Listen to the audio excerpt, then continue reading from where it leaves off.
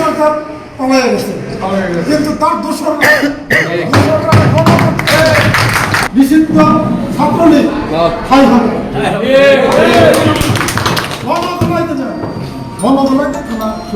ছাত্রলীগ ও আওয়ামী লীগের নেতা কর্মী অকল দেখিলে গণদোলাই দিয়ে তানাত লই আইবেন। তানাত নইলেও আদালত হইলেও মামলা এস্টাবলিশ করিয়ে দেবের চেষ্টা করছুম।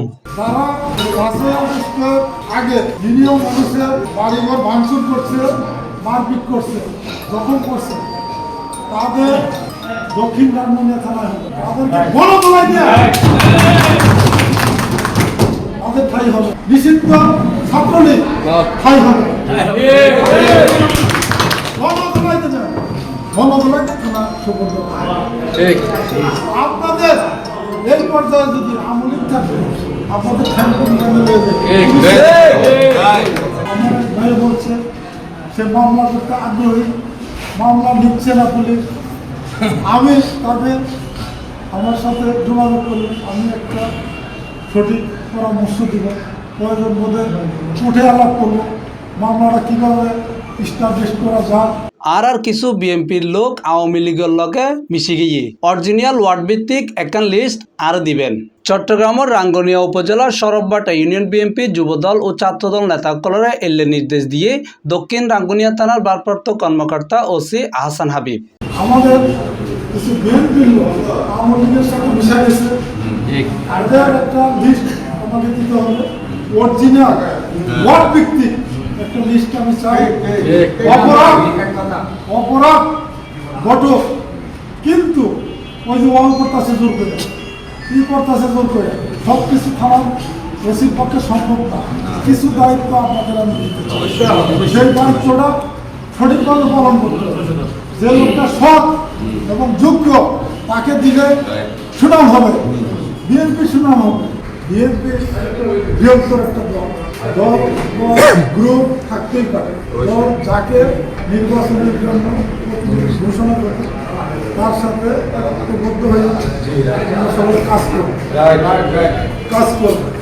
রবিবার নভেম্বর 24 তারিখ দক্ষিণ রাঙ্গুনিয়ার সরববাটা ইউনিয়ন পরিষদের স্থানীয় বিএনপি যুবদল ও ছাত্রদল নেতাকলের লগে মত বিনিময় সভাত তিনি এ ধরনের নির্দেশ দিয়ে 16 বছর সরকারের বাইরে ছিল, চুরি, ছিনতাই, ককটেল, দর্শন এগুলো ছিল না।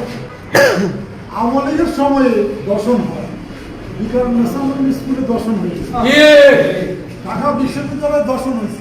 বিশ্বের নজির ফ্যাসিস্ট সরকার পালিয়ে গেছে, কিন্তু তার দোষর